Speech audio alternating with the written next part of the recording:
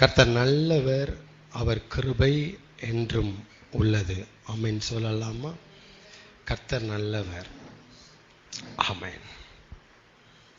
கர்த்தர் நல்லவராக இருக்கிறதுனால நம்ம என்ன தடுமாறலை, நம்ம என்ன ட்ராக்கை விட்டு போகலை, இன்னும் நாம் விழாமல் இருக்கிறோம், இன்னும் நம்ம பின்வாங்காமல் இருக்கிறோம். கர்த்தர் நல்லவர். ஆமென் சொல்லலாமா? சில டிப்ஸு அப்படியே கவனிங்க. கர்த்தர் நல்லவர். நான் சப்ஜெக்டுக்குள்ளே போகலை. தேவைக்கு யூஸ் பண்ணுறாங்க இல்லையா, நிறைய பேர் தேவைக்கு யூஸ் பண்ணுவாங்க. அவங்கக்கிட்ட நன்றி இருக்காது. என்ன இருக்காது? நன்றி இருக்காது. தேவைக்கு யூஸ் பண்ணுறவங்ககிட்ட நன்றி இருக்காது. அதனால் அவங்ககிட்ட நீங்கள் நன்றியை எதிர்பார்க்கறது உங்களுடைய அறியாமையை தான் காமிக்குது. அது ஒரு மடமையை காமிக்குது. அப்போ நீங்கள் புரிஞ்சுக்கணும், சே நம்ம எவ்வளவு இவனுக்கு ஹெல்ப் பண்ணோம், இப்படி நன்றி கிடத்தனமாக இருக்கிறானே, நன்றி இல்லாமல் நடந்துக்கிறானே அப்படின்னா நீங்கள் உடனே பளிச்சுன்னு வர வேண்டிய சத்தியம், இவன் நம்மளை யூஸ் பண்ணியிருக்கிறான். எப்படி நினைக்கணும்? யாரையாவது நினச்சி உங்களுக்கு இந்த மாதிரி புத்தி வந்துச்சு, நினைப்பு வந்துச்சு அப்படின்னா நன்றி கெட்டவன், நன்றி இல்லாதவன், கஷ்டப்பட்டியாடா, எவன் உன்னை தூக்கி விட்டான், நான் தான் தூக்கி விட்டேன்டா, நன்றி கெட்டவன் அப்படின்னு உங்களுக்கு சொல்ல தோணுச்சுன்னா நீங்கள் புரிஞ்சுக்கணும், நம்மளை யூஸ் பண்ணியிருக்கிறான். தேவைக்கு யூஸ் பண்ணுறவன்ட்ட என்ன இருக்காது? நன்றியை எதிர்பார்க்காதன்ட்டு என்னை சொல்லி கொடுத்துருக்கிறார். நன்றி கெட்டவன்னா அவன் உன்னை யூஸ் பண்ணியிருக்கிறான் தம்பின்னாரு. என்கிட்ட அவன் யூஸ் பண்ணியிருக்கிறான், அவன் உன்னை யூஸ் பண்ணுறான். அப்போ என்ன செய்யணும்? இனிமே உங்களை யூஸ் பண்ண விடுவீங்களா, விட மாட்டீங்களா? தெரிஞ்சு போச்சு. இப்போ என்ன செய்வீங்கன்னு கேட்குறேன். கேள்வி பதில். தெரிஞ்சு போச்சு. இவன் நம்மளை யூஸ் பண்ணுறான்னு தெரிஞ்சு போச்சு, இவன் நம்மளை யூஸ் பண்ணுறான்னு தெரிஞ்சு போச்சு. என்ன செய்வீங்க? திரும்ப அப்படி யூஸ் பண்ண விட்டீங்கன்னா உங்களுக்கு என்ன கிடையாதுன்னு அர்த்தம்? அறிவு இல்லைன்னு அர்த்தம். ஆமென். அதனால் எதுக்கு இந்த டிப்ஸ் கொடுக்குறாருன்னா, இது வாழ்க்கையில் சகஜமாக நடக்குது, பரவலாக இருக்குது, நன்றி கெட்ட உலகமாக மாறிட்டு இருக்கு. அப்படிலாம் என்ன அர்த்தம்? இப்போ சொன்னதை புரிஞ்சவங்க பதில் சொல்லுங்க பார்ப்போம். இந்த உலகம், பவுல் எழுதுறாரு, கடைசி காலத்தில் நன்றி அறிதல் இல்லாதவர்களாக இருப்பாங்கன்னு சொல்லியிருக்கிறார். அப்போ நன்றி கெட்டவங்களாக இருப்பாங்க. அப்போல்லாம் எப்படிப்பட்ட ஆட்கள் இருப்பாங்க? தேவைக்கு யூஸ் பண்ணுறவங்க தான் பரவலாக இருப்பாங்க. டயத்துக்கு யூஸ் பண்ணுவாங்க, அப்புறம் உங்களை கண்டுக்க மாட்டாங்க. கர்த்தர் நல்லவர். யோவான் 10ஆம் அதிகாரம் 24, 25, 26, 27 வாசிக்கலாம். யோவான் 10ஆம் அதிகாரம், இதுவும் டிப்ஸ் தான். யோவான் 10ஆம் அதிகாரம், யோவான் 10ஆம் அதிகாரம் 24, 25, 26, 27 வாசிக்கலாமா?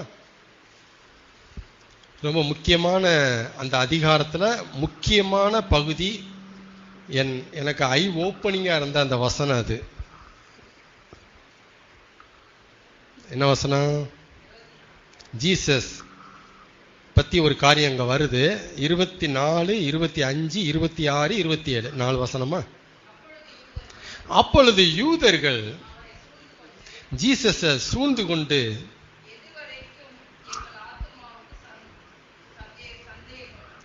எது வரைக்கும்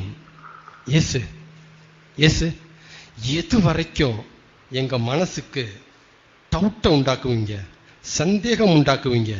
நீர் கிறிஸ்துவானால் தெளிவாய் சொல்லும். எப்படி சொல்லணுமா? அடிச்சு அழுத்தம் திருத்தமா சொல்லுங்க. ஜீசஸ் தெளிவாய் சொல்லும். நீர் கிறிஸ்துவாய் இருப்பது உண்மையானால், நீ தேவனுடைய குமாரனாய் இருப்பது உண்மையானால், நீ பரலோகத்திலிருந்து இறங்கி வந்தது உண்மையானால், ஏசாயா 53:4 சொல்லப்பட்டபடி அந்த தேவகுமாரன் நீர்தானே என்றால் தெளிவாய் சொல்லும். அப்புறம் இயேசு அவர்களுக்கு பதிலாக மாறுத்திரமாக, பிள்ளைகளா நான் எல்லாத்தையும் சொல்லிவிட்டேன், அதில் நீங்கள் என்ன செய்ய மாட்டேங்கிறீங்க? விசுவாசிக்க மாட்டேங்கிறீங்க. அதுக்கு பதிலாக என்ன சொல்றீங்கன்னா, இன்னும் தெளிவு, இன்னும் அடுத்து இப்படியே தான் போறீங்களே தவிர விசுவாசிக்கணுங்கிற ஐடியா உங்களுக்கு வரவே மாட்டேங்குது. இன்னும் ஒன்று செய்ய ஆண்டவரே, இன்னும் ஒன்று சொல்லி காட்டுங்க, இன்னும் ரெண்டை பேசி காட்டுங்க, இன்னும் ரெண்டை செஞ்சு காட்டுங்க, நாங்கள் நம்பிடுவோன்ட்டு நான் எவ்வளோதாண்டா செய்யறது, எவ்வளோதாண்டா சொல்றது? நீங்கள் என்ன செய்ய மாட்டேங்கிறீங்க? விசுவாசிக்க மாட்டேங்கிறீங்க. அப்புறம் என் பிதாவின் நாமத்தினாலே நான் செய்கிற இந்த அற்புத கிரியைகளே, மிராக்கிள்ஸே, அன்யூசுவல் செயல்களே நான் யாருன்ட்டு அதுவே சொல்லுதுடா. பிறவி குருடனுடைய கண்ணை பிசாசு திறக்க கூடுமோ? திறந்தல்ல. சப்பானி நடந்தானா இல்லையா? பாவங்களை மன்னிக்க மனுஷகுமாரனுக்கு அதிகாரம் உண்டுன்னு சொல்லி அவனை எழுப்பனா இல்லையாடா? எல்லாத்தையும் நான் செஞ்சுதானே காமிச்சேன். நீ நான் சொல்றதையும் நம்ப மாட்டேங்கிற, நான் செஞ்சதை கவனிக்கவும் மாட்டேங்கிற. ஆனா என்ன சொல்ற? தெளிவாய் சொல்லும். அப்படிலாம் அர்த்தம் புரியல. அவர் கேட்கிற, நீ சொல்ற அர்த்தம் எனக்கு புரியலங்கிற. தெளிவாய் சொல்லும். அப்புறம்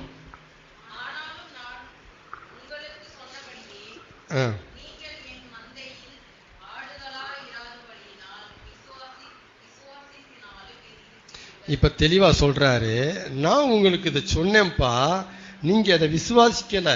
பட் ஏன் நீங்க விசுவாசிக்கலைங்கிறது உங்களுக்கு தெரியாது, எனக்கு தெரியும். என்னன்னா என்ன சொல்றாரு?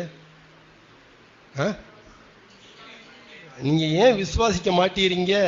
இவ்வளவு அற்புதம் செஞ்சோம், இவ்வளவு அதிசயம் செஞ்சோம், இவ்வளவு வார்த்தைகளை நான் கொட்டி தீர்த்தோம், ஏன்பா என்ன விசுவாசிக்க மாட்டீங்கன்னா காரணத்தை அவரே சொல்லிடுறாரு. அது அவங்களுக்கு தெரிய மாட்டேங்குது. என்ன சொன்னாரு காரணம்? நீங்கள் என் மந்தையின் ஆடுகளா இல்ல தம்பி. நீங்க ஷார்ட்டா சொல்றேன், ஏன் ஆடு இல்ல தம்பி, நீங்க ஏன் ஆடு இல்ல தம்பி. இயேசுவே சொன்ன வார்த்தையை நான் பேசிட்டு இருக்கிறேன். இயேசு என்ன சொன்னாரு? நீங்க ஏன் தெரியுமா என்ன நம்ப மாட்டேங்கிறீங்க? நீங்க ஏன் ஆளு கிடையாது, நீங்க ஏன் ஆடு கிடையாது. அதனாலதான் நான் என்ன சத்தியம் சொன்னாலும் மண்டையில உரைக்க மாட்டேது உனக்கு. அதான் சொல்றாரு அவரு. இவ்வளவு சொல்லியும் ஏன்டா உரைக்க மாட்டேதுன்னா, எவ்வளவு சத்தியம் கேட்டும் திருந்த மாட்டேங்கிறான் மனுஷனா. நீங்கள் என் ஆடு இல்லை சொன்னாரா இல்லையா? அதுக்கு ஒரே ஒரு ஆன்சர் தான் பேசி முடிச்சிட்டாரு. ஏன் விசுவாசிக்கல? ஏன் ஆடு இல்ல, சிங்கிள் ஆன்சர் சொல்லிட்டு உன சொல்றாரு பாங்க 27. என் ஆடுகள் என் சத்தத்திற்கு செவி கொடுக்கும். அப்படின்னா என் ஆடுகள் என் பேச்ச நம்பும். என் ஆடுகள் நான் செய்யறத கவனிச்சு நம்பும். நீங்க என் ஆடா இராதபடினால என் பேச்சு உங்களுக்கு உரைக்க மாட்டேங்குது, நான் செய்யறது உங்களால கவனிக்க முடியல, நம்பிக்கை வரமாட்டேங்கிறது. ஆமேனா? அதனால ரொம்பலாம் போராடாதீங்க மனுஷன்ட்ட. ரொம்பலாம் நம்புடா இயேசுவை, நம்புடா பைபிளை, போராடாதீங்க. இயேசு இங்க போராடல. அப்படியாப்பா? கொஞ்சம் வெயிட் பண்ணுங்க, அடுத்து ஒரு காரியம் செய்ய போறேன் பாரு, தெளிவா புரியும் பாரு. சொன்னார், அதாவது சொல்லல பாருங்க, கூல ஆன்சர் பண்ணிட்டு போயிட்டேன்ட்டாரு. புரியுதுங்களா? ஓகே. என் ஆடுகள் என் சத்தத்துக்கு செவி கொடுக்கும். அப்புறம் நான் அவைகளை அறிஞ்சு வச்சிருக்கிறேன். இது கேட்கும், இப்படி சொன்னா இதுக்கு புரியும், இப்படி செஞ்சா இது நம்பும் அப்படின்னு என் ஆடுகளை நான் அறிஞ்சு வச்சிருக்கிறேன். அவைகள் என் பின்னால வாழை ஆட்டிக்கிட்டு வரும். நீங்க ஏன் வாழை ஆட்ட மாட்டேங்கிறீங்க அப்படின்னா நீங்க ஏன் ஆடு இல்லை. ஆமென்னா. சரி, இதை வச்சுக்கிட்டு என்னங்க அப்படின்னா சின்ன டிப்ஸு. பிசாசு போடுற மனக்கணக்கு ஒன்று இருக்கு தெரியுமா? மனக்கணக்கு. இன்னைக்கு இவ்வளோ நாசமாக்கிடுவோம், அவ்வளோ கூட்டுருவோம், விசுவாசத்தை கவுத்திடுவோம், இவளை சோர்ந்து போக பண்ணிடுவோம், சபைக்கு வரவிடாம பண்ணிடுவோம், துதிக்க விடாம பண்ணிடுவோம், செவிக்க விடாம பண்ணிடுவோம், இதை பண்ணிடுவோம், அதை பண்ணிடுவோங்கிற பிசாசு போடுற மனக்கணக்கை தேவனால ஜெயிக்க முடியும். எதை ஜெயிக்க முடியும்? அவன் போடுற திட்டத்தை, மனக்கணக்க, மனக்கோட்டைய தேவனால ஒட்டச்சி எறிய முடியும். ஓடா சுண்டக்காடிம்பாரு. ஆமேனா? ஆனா பிசாசினுடைய மனசை ஜெயிக்க அவரால் முடியாது.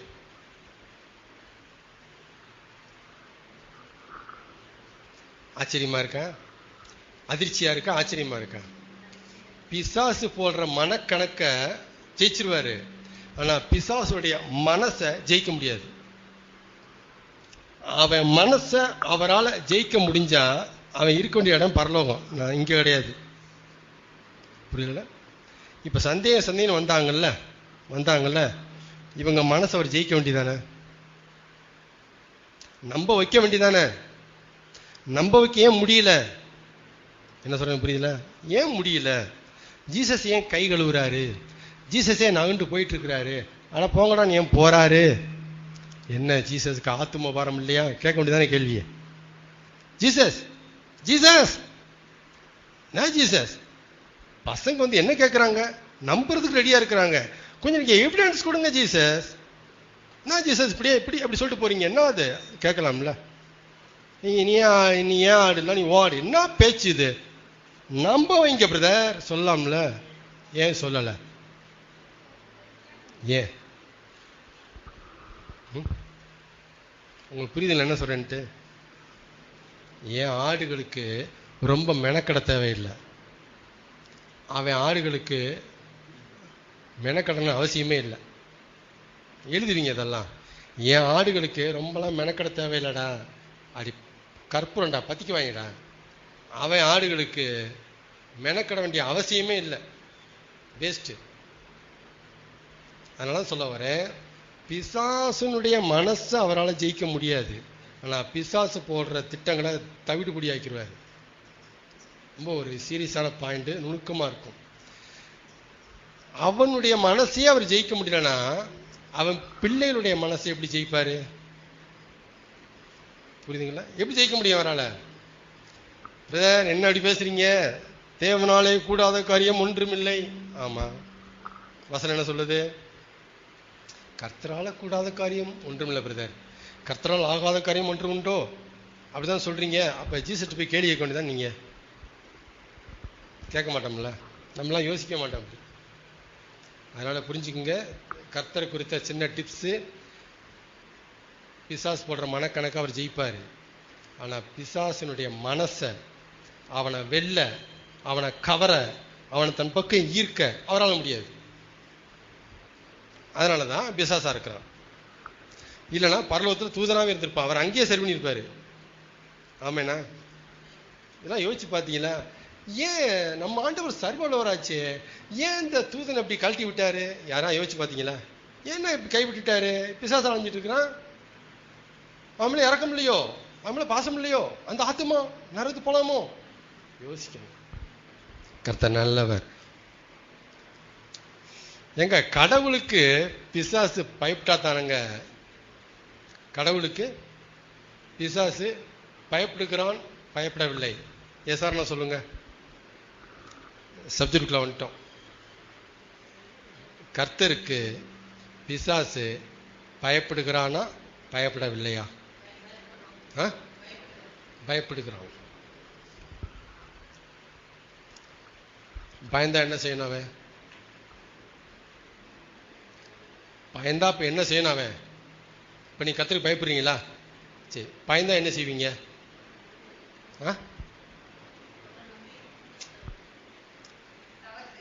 இப்ப நீங்க பாவம் செய்யாம இருக்கீங்க, எதனால? சரி, பிசாசு பரிசுத்தமா வாழ்றானோ? வாழல. அப்ப என்ன அர்த்தம்? பயப்படுறானா, பயப்படலையா? சரியான ஆன்சர். எல்லாரும் மாதிரி பேசக்கூடாது, கொஞ்சம் நிதானிச்சு யோசிக்கணும். நம்ம கடவுளுக்கு பிசாசு பயப்பட மாட்டான். இதுதான் பைபிள் சொல்ற ரகசிய உண்மை. இது வெளியே இல்லை. அவன் பயப்பட மாட்டான். அவன் பயப்படாதனாலதான் எதிர்த்து நிற்கிறான். அன்னைக்கும் அவன் எதிர்த்து நின்று இருக்கிறான். பயப்படுற எதுக்குங்க எதிர்த்து நிற்கிறாங்க? யோசிச்சு பாருங்க. பயப்பட்டானா ஐயோ சாமின்னு பரவத்தில் இருப்பான்ல, பயப்படலை. புரிஞ்சுக்குங்க, கடவுளுக்கு அவன் பயப்பட்டா தானங்க அவன் பிள்ளைய கொஞ்சமாவது பயப்படுவாங்க. எத்தனை நேரம் பார்க்குறீங்க, கொஞ்சமாவது கடவுளுக்கு பயப்படுறானா? நான் கேட்குறேன், முதல்ல அவங்க அப்பா பயப்படுறானா? முதல்ல கேளுங்க. நான் அவங்க அப்பா பயப்படுறானா? கடவுளுக்கு பிசாசு பயப்படலை அப்படிங்கிறதே பெரிய மறைக்கப்பட்ட உண்மை. இன்னும் நமக்கு அதுதான் தெரியாது. அடுத்து பாருங்க, ஏன் அவனுக்கு கடவுள் மேல பயம் இல்லை? ஏதாவது ஐடியா இருக்கா? ஏன் பிசாசுக்கு கடவுள் மேல பயமே கிடையாது? ஏன்? என்ன நம்பிக்கை இல்லை? எதுக்கு பயப்பட மாட்டேங்கிறான்? நீங்களாம் பயப்படுறீங்க தானே? நம்பலாமா? பயப்படுறீங்கன்ட்டு பயப்படுறீங்க தானே? நம்புறேன் நானும். சரி, அவன் ஏன் பயப்பட மாட்டேங்கிறான்? கூட்டத்தை கூட்டி தனி ராஜ்யம் பண்ணிட்டு இருக்கான். என்னத்துக்கு? ஏன் தெரியுமா? கடவுளை பற்றிய தேவனை பற்றிய அந்த விஷயங்களை அவன் நம்புறதே இல்லை. அவர் சர்வ வியாபி, அவர் சர்வ வல்லவர், அவர் சர்வ ஞானி, அவர் ஆதியும் அந்தமானவர், அவர் தான் எல்லாத்தையும் படைச்சாரு. பட அப்படிங்கிறான். எவன்டா போய் சொல்லுப்பா அப்படிங்கிறான். இல்லை பிரதர், கொஞ்சம் அவன் நம்புறான், இதெல்லாம் கொஞ்சம் நம்புறான். அப்படின்னா என்ன பெருசா பண்ணிவிட்டாரு, நான் தான் படைக்கிறோம் அப்படின்னு அவரை பற்றி சொன்ன விஷயங்களை பெருசா எடுத்துக்க மாட்டேங்கிறான். ஒண்ணு நம்ப மாட்டேங்கிறான், நம்புற விஷயங்களையும் பெருசாவே எடுத்துக்க மாட்டேங்கிறான். என்னடா பெரிய கடவுள், நான் கடவுளாய் காட்டுறேன்டா, கடவுளுங்கிறேன், நான் கடவுளாய் காட்டுறேன். எங்களுக்கு தெரியும் அவர் எப்படி கடவுள் ஆனாருன்ட்டு. கத்துட்டு வந்திருக்கோம். நாங்களும் இப்போ கடவுள் ஆகிட்டு தான் இருக்கிறோம். கொஞ்சம் மாறி இருக்கோம். இன்னும் கொஞ்சம் காலம் பாரு, டக்குன்னு கடவுளை மாறிடுவோம். அவர் சொல்லிட்டு உட்காந்துருக்கிறாரு. யாரு? இப்போ பார்த்தீங்கன்னா பிரதர், ஆமாம் தெரியும். அவர் மைண்டில் என்ன ஓடுது எங்களுக்கு கற்றுக் கொடுத்துருக்காரு. நான் சொல்கிறேன், நான் கடவுள் ஆயிடுவோம். பாரு, உலகத்தில் கடவுளாக இருக்கனா இல்லையா? எத்தனை பேர் கடவுள்னு சொல்கிறான் பத்தியா? சும்மாவா? ஆயிட்டோம்ல, உலகத்தில் கடவுள் ஆயிட்டம் பாரு. உண்மையாகவே கடவுள் ஆகி காட்டுறேன் பாரு. என்னமோ என்னை நரகத்தில் பிடிச்சி போட்டுருவாரா கர்த்தர்? ஐயோ ஐயோ, கோமாளிடா நீங்க, நான் பிடிச்சி போட போறேன் பாரு அவரை. அவன் சொல்லிட்டு உட்காந்துருக்கிறான். புரியுதுங்களா? ஏங்க கர்த்தர் மேல பயம் இல்லைன்னா அவன் புத்தி, அவன் குணம், அவனுடைய பார்வைலாம் எப்படி இருக்கு? அதனால நம்ப மாட்டேங்கிறான். கர்த்தரை பத்தி நம்புற விஷயங்கள்ல பெருசா எடுக்க மாட்டேங்கிறான். நானே வர்றேன்ப்பா அந்த இடத்துக்கு. பெரிய அவர் என்ன படைப்பாளி? நான் படைப்பாளி தான், நானே படைக்கிறேன். இன்னொருத்த மனுஷனை படைச்சிட்டாரு. இந்த படைக்கிறேன் பாரு, ஏஐ வச்சு என்னத்த படைச்சு கொடுத்து நான் படிக்கிறேன் பாரு வந்துட்டான். ஏங்கிறது மனித வேலைக்கு மாற்று மட்டும் இல்ல, மனிதனுக்கே மாற்று. எதுக்கு மாற்று? மனிதனுக்கே மாற்று. அதான் உள்ள கொண்டு வர்றான். சரி, சொல்றது உங்களுக்கு புரியாது, பின்னாடி புரியும். காலம் ஓடுமோ தெரியும் எல்லாமே. சரி, இப்ப இதெல்லாம் வச்சுட்டு இப்ப என்ன சொல்ல வரீங்க அப்படின்னா, புரிஞ்சுக்க வேண்டிய சத்தியம், கர்த்தருக்கே பயப்படாதவன் பைபிளுக்கு பயப்படுவானா? இப்ப வாங்க, இதுக்கு தான் வந்தேன் நான், இந்த இடத்துல தான் வரேன். இப்ப நான் கடவுளுக்கே பயப்படாதவன் கடவுளுடைய புஸ்தகத்துக்கு பயப்படுவானா பயப்பட மாட்டானா? என்ன பதில் சொல்றீங்க இப்ப? நல்லா தெளிவா சொல்லுங்க. நீங்களாம் விசுவாசி தானா? நீங்களாம் கிறிஸ்தவர்கள் தானா? பைபிளுக்கு பயப்பட மாட்டேங்கிறான்னு சொல்றாங்க பிரதர். எத்தனை பேர் பைபிள் வச்சு விரட்டுறாங்க தெரியுமா? எத்தனை பேர் பைபிள தலை கீழே வச்சு படுத்து எவ்வளவு பாதுகாப்பா ஃபீல் பண்றான்னு தெரியுமா? நீங்க இப்படி சொல்றீங்க, பேர் சொல்லுங்க.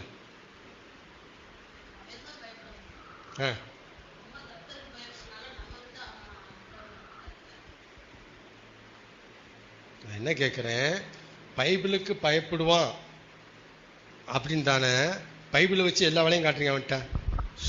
சொல்றீங்களா இல்லையா? ஏன் சொல்றீங்க? சூசனியன் சொல்றீங்க, பைபிள் செய்ய வரட்டுறீங்க. கர்த்தருக்கு பயப்படுவானா பயப்பட மாட்டானா? பயப்பட மாட்டான். அப்ப அவருடைய புஸ்தகத்துக்கு பயப்படுவானா பயப்பட மாட்டானா? இதெல்லாம் தெரியாது நமக்கு. இந்த அவர் செஞ்சாரு, இந்த இவர் செஞ்சாரு, இப்படியே தான் நம்ம வாழ்றமே தவிர ஒரிஜினல் நமக்கு எதையுமே தெரிய மாட்டேங்குது. அவன் பயப்பட மாட்டான். சரி, பைபிளுக்கு பயப்பட மாட்டான் அப்படின்னா வீட்டில் மாட்டி வச்சிருக்கிற வசனத்துக்கு பயப்படுவானா? 3வது பாயிண்ட்டுக்கு வரேன். முன்னாடி போடுங்க சிஸ்டர். ஓடிடுவான். அந்த வேப்பிலையாது ஓடிடுவான். இது பெட்ரோல் மாட்டுங்க, சமாதானம், உள்ளே வர மாட்டான் பிசாசு. எத்தனை புரியுது நான் சொல்றது? பாருங்க, அவருக்கே அவன் பயப்படுறது இல்லை. அவர் வார்த்தைக்கு எப்படி பயப்படுவான்? எப்படி பயப்படுவான் அவன்? அவர் சொல்லிக்கு எப்படி பயப்படுவான்? அவர் பேச்சுக்கு எப்படி பயப்படுவான்? பயப்பட மாட்டான். முதல்ல அவருக்கு பயம் வரணும், அவர் மேல பயம் வரணும். இந்த பயம் இல்லாதனால அவர் வார்த்தைக்கு பயப்பட மாட்டான். இதை புரிஞ்சுக்கிட்டு நீங்க எப்படி டீல் பண்ணுங்கிறத ஆண்டவர் சொல்லி தர்றாரு. அப்ப எதுக்கு தாங்க பயப்படுவான்? அடுத்த கேள்வி, எதுக்கு தான் பயப்படுவான்? அவருக்கு பயப்பட மாட்டாங்கிறீங்க, அவர் வசனத்துக்கு பயப்பட மாட்டாங்கிறீங்க, பைபிளுக்கு பயப்பட மாட்டாங்கிறீங்க. அப்ப எதுக்கு பயப்படுவான் கேட்டீங்கன்னா, நீங்க புரிஞ்சிக்க வேண்டிய சத்தியம், நீங்க அவருடைய வார்த்தைய கான்பிடண்டா சொல்றீங்க பாருங்க. என்ன சொல்றீங்க? தெளிவா, நிச்சயமா, உறுதியா சொல்றீங்க பத்தியா? அந்த கான்பிடன்ட்டுக்கு பயப்படுவான். எதுக்கு பயப்படுவான்? வசனத்துக்கு பயப்பட மாட்டான். வசனத்தை நீங்க எந்த அளவுக்கு விசுவாசிச்சு சொல்றீங்களோ அதுக்கு பயப்படுவான். வசனத்துல உங்களுக்கு எந்த அளவுக்கு நிச்சயம் இருக்கோ, உறுதி இருக்கோ, கான்பிடன்ட் இருக்கோ, தெளிவு இருக்கோ, பயப்படுவான். இதான் எழுதி தருகிற உண்மை. எழுதிக்கிங்க அப்படியே. எதுக்கும் பயப்பட மாட்டான். எதுக்கு பயப்பட மாட்டான்? வசனத்துக்கு பயப்பட மாட்டான். வசனத்து மேல இருக்கிற உங்களுடைய தெளிவுக்கு, நிச்சயத்துக்கு, உறுதிக்கு பயப்படுவான். இவன்ட்ட வேலைக்காகாதுன்னு போயிடுவான். உன்னதமானவர் மறைவில் இருக்கிறவன் சர்வ வல்லவருடைய நிழலில் தங்குவான்னா தங்குவான்டா. எப்படி சொல்ற? தங்குவான், தங்குவான். அடிச்சு பேசுங்க, நம்ம அப்படி பேச மாட்டான். உன்னதமானவர் அடுத்து என்ன இருக்கு? உன்னதமான மறைவில் இருக்கிறவன் அடுத்து இப்படிதான் பேசுவோம். நம்மகிட்ட விசுவாசம் இருக்காது, தெளிவு இருக்காது, நிச்சயம் இருக்காது, வல்ல வல்ல கொல்ல கொல்லன்னு வாழ்வோம். ஆனால் வசனத்தை மாட்டி வச்சிருப்போம். எங்கள் வீட்டில் நாள் எல்லா இடத்துலையும் வசனம் இருக்கும் பிரதர். இருந்து என்ன செய்ய? இருந்து என்ன செய்ய? உனக்கு தெளிவு இருக்கா? உனக்கு உறுதி இருக்கா? உனக்கு நிச்சயம் இருக்கா? உனக்கு விசுவாசம் இருக்கா? உனக்கு கான்ஃபிடென்ட் இருக்கா? இப்போ நான் பேசுகிற மாதிரி பல்ல கடிச்சு ஒரு வருஷம் நாள் பேச முடியுமா? மரண இருளில் பள்ளத்தாக்கி நடந்தாலும் பொல்லாப்புக்கு பயப்படேன், தேவரீர் என்னோட கூட இருக்கிறீர், உமது கோலும் உமது தொடி மண்ணை தேற்றும்னா தேற்றுண்டா, இடத்தை காலி பண்றா. பேசுங்க. ஒருத்தர் பணம் சொன்னமா சொல்லுங்க பார்ப்போம். அது நிறைய பயிற்சி எடுக்கணும் பிரதர். எனக்கு தெரியும், அங்க இருந்து இங்க வந்திருக்கேன் நான். எனக்கு நல்லாவே தெரியும் என்ன பிரச்சனை, நல்லா தெரியும். நம்மகிட்ட என்ன இருக்காதுன்னா பைபிள் இருக்கும், வசனம் இருக்கும், கான்ஃபிடென்ட் மட்டும் இருக்காது, நிச்சயம் மட்டும் இருக்காது. நீ தேவனுடைய குமாரனை ஆனால் தாள குதியும், தூதர்கள் வந்து உம்மை கைகளில் ஏந்துவார்கள் அப்படின்னு இயேசுட்ட சொன்னானா? சரி, இயேசு என்ன சொன்னாரு? அதுக்கு என்ன பதில் சொன்னாரு? செஞ்சு காமிச்சிட்டாரா? என்ன பதில் சொன்னாரு? பார்க்காம யாரும் சொல்ல முடியும்? என்ன பதில் சொல்லி சொன்னாரு பாத்தீங்களா? நம்ம பைபிள் வச்சு வரட்டுவோம். என்ன பதில் சொன்னாரு? உன் தேவனாகிய கர்த்தரை பரீட்சை பாராதிருப்பாயாக சொன்னாரா? சொன்னாரா? உடனே பிசாசு சூப்பரான இயேசு பேசுறாரு, கரெக்டா பேசுறாரு. போனா ஏன் அடுத்ததுக்கு போனா? அவன் கரெக்டா பேசினாரு இயேசு. அப்படியே போனா உண்மையா சொல்லிவிட்டாரு. அப்படியே போனா அவன். அவர் சொன்னதுல தெளிவு, அவர் சொன்னதுல பிசிறே இல்லை, தெளிவா ஆன்சர் பண்ணாரு. பல்ல கடி சொன்னாரு, உன் தேவனாய கர்த்தரை பரீட்சை பாராதிருப்பாயாக. என்று எழுதியிருக்கிறதே. வாயை மூடிட்டான். என்ன மூடிட்டான்? வசனத்துக்கு பயப்படலாங்க, இயேசுட்ட இருந்த தெளிவுக்கு பயந்தான். வசனத்து மேல இயேசுக்கு இருந்த நம்பிக்கைக்கு, விசுவாசத்துக்கு, உறுதிக்கு, நிச்சயத்துக்கு பயந்துட்டான். அடுத்ததுக்கு போயிட்டான். கேள்வி நம்புறீங்களா? நான் மத்திய 4 பேச வேண்டிய சத்தியம் இதோட லிங்க் பண்றாரு. அதனால விசுவாசிகளா இருக்கிறோம். நீங்க அவன் நம்முடைய எதிரியா இருக்கிறான், நாம் என்னவா இருக்கிறோம்? விசுவாசியா இருக்கிறோம். அப்ப எதிரி உங்களை நோண்டுவான். நோண்டுறதுக்கு சூங்காம போட மாட்டி வச்சுட்டு வேடிக்கை பாட்டாம மனசுல வசனத்தை வச்சு தெளிவா இருங்க, நிச்சயமா இருங்க, விசுவாசமா இருங்க, அறிக்கை எடுங்க. போயிடுவான். கேரண்டி போயிடுவான். பட்டுட்டு தான் சொல்றேன் நான். இயேசுடைய வாழ்க்கை எடுத்து நான் பேசுறேன். நான் இப்படிதான் இயேசு ஜெயிச்சார் பிசாச. வசனத்தை சொல்லி ஜெயிக்கல, வசனத்தை கான்பிடண்டா சொல்லி ஜெயிச்சிட்டாரு. ஆனா எப்படி பேசுவோம் நம்ம? பிரசங்கம் எப்படிதான் இருக்கு? எப்படி இருக்கு? இயேசு பிசாசின் சோதனையில எதை எடுத்து ஜெயித்தார்? வசனத்தை எடுத்து ஜெயித்தார். நீங்க வசனத்தை எடுங்க, ஓடி போயிடுவான். நான் கேட்கிறேன், எத்தனை ஓடி போயிருக்கான் அப்படி வசனத்தை எடுத்து? நான் நிறைய எடுத்து பார்த்தேன்னு சொல்றேன். நான் எப்ப நான் வசனத்தை விசுவாசத்தோட சொன்னனோ அன்னை தான் அவன் போனான். நம்பிக்கையோட உறுதியோட என்னைக்கு நான் சொன்னனோ அன்னைத்தான் அந்த சப்ஜெக்ட் வெளியேறதுக்கு போயிட்டான். அதனால கான்ஃபிடென்ட், நம்மகிட்ட இருக்கிற கான்ஃபிடென்ட்டுக்கு அவன் பயப்படுறான். ஏன்னா இவ்வளவு தெளிவானா பேசுறோம், அடிச்சுனா பேசுறோம், என்னத்தை பேச திரும்ப திரும்ப பேச நம்மளை முட்டாளாக்கிடுவான் அவன். ஆமேன். கர்த்தர் நல்லவர். கடைசி டிப்ஸ் முடிச்சிடலாமா? கர்த்தர் நல்லவர் தானே? நல்லவர். நல்லவர் தானே? அவரை கோவப்படுத்தினா ரொம்ப நல்லவர். அப்படியா? கர்த்தர் நல்லவர். கோவப்படுத்தினா பதிலே வர மாட்டேங்குது. கர்த்தர் நல்லவர். கோவப்படுத்தினா கேட்கிறேன் நான். கோவப்படுத்தினா பட்சிக்கிற அக்கினி. கோவப்படுத்தினா நல்லவர், பனி போல இருப்பார். சரியா? இப்ப பாருங்க, கர்த்தர் நல்லவர். கோவப்படுத்தினா பொல்லாதவருங்க, கெட்டவர். நான் சொல்லும் போது ஹலோ வாங்க, கோவப்படுத்தினாலும் நல்லவரா இருக்கணுங்க. அப்பதாங்க நல்லவர் சொல்ல முடியும். சரியாது? நான் சொல்றது புரியுதுங்களா? கர்த்தர் நல்லவருங்க, சந்தோஷம். கோவப்படுத்திட்டீங்க, அவரை மாதிரி ஒரு கெட்டவரை நீங்க பார்க்க முடியாதுங்க. அப்படி சொல்லும் போது நல்லவர் தான் ஒத்துக்கிறோம். என்னதான் கோவப்படுத்தினாலும் கண்ணு சவுக்க கூடாதுங்க அவருக்கு. அப்போ கெட்டவர் ஆகக்கூடாதுங்க, நல்லவராகவே இருக்கணும். சிரிச்சிட்டே இருக்கணும், சிரிச்சிட்டே இருக்கணும். சொல்லுங்க, சிரிச்சிட்டே இருக்கணும். அப்படித்தாங்க நல்லவர்னு ஒத்துக்க முடியும். கரெக்டா? அப்படி இல்லைன்னு வச்சுக்கோங்களேன், அவர் பாதி நல்லவர் பாதி கெட்டவர். இப்படி ஒரு தாட்டே நமக்கு வந்திருக்காது. இப்படி யோசிச்சிங்களா நான் சொல்ற மாதிரி? கர்த்தர் நல்லவர், கோவப்படுத்தினா கெட்டவர்னு சொன்னா, கோவப்படுத்தினாலும் மனுஷனுக்கு கோவம் வரக்கூடாதுங்க, அப்படியே சிரிச்சிட்டே போகணுங்க. அப்படிதாங்க நல்லவர். கரெக்டாது?